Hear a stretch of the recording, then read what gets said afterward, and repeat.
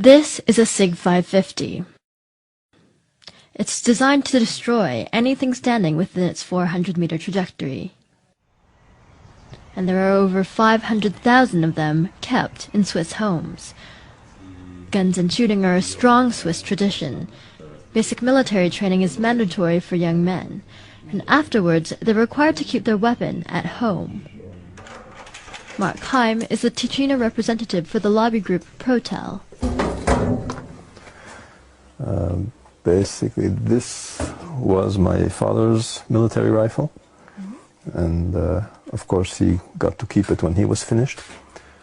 I have my grandfather's rifle in the office, hanging on the wall. This was mine when I did service, which is quite an old one. It was introduced in 1957. Was used until 1990. And this is my son's. That's the current model. That's what's being used today. That's what we'll be using to shoot the Feldschießen today.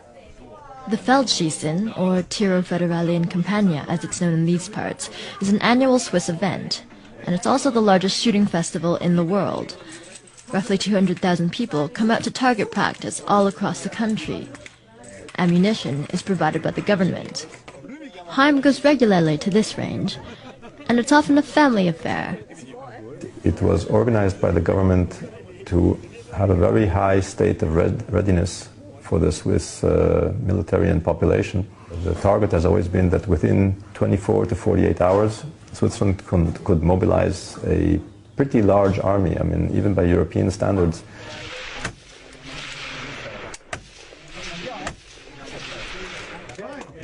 But it wasn't the militia that sparked Heim's interest in guns as a young man. It was an unassuming trip to a Holocaust museum. I was going through all the exhibits and the soap and the lampshades made of people's skin. And while I was looking, I heard a funny noise, and there was an old woman maybe 2 meters from me, and she was trying not to cry. She was sort of sobbing very quietly. She was holding it back. If she had been a few meters further away, I wouldn't have heard her. And she obviously had gone through that. That's when the whole impact of it hit me. And I promised myself I would never be in her situation. I would want to be free, never in a situation where somebody could, march us off to ovens or prisons or just take away our freedom. The key to freedom is the ability to be able to defend yourself. And if you don't have the tools to do that, then you are at the mercy of whoever wants to put you away. And the tools for that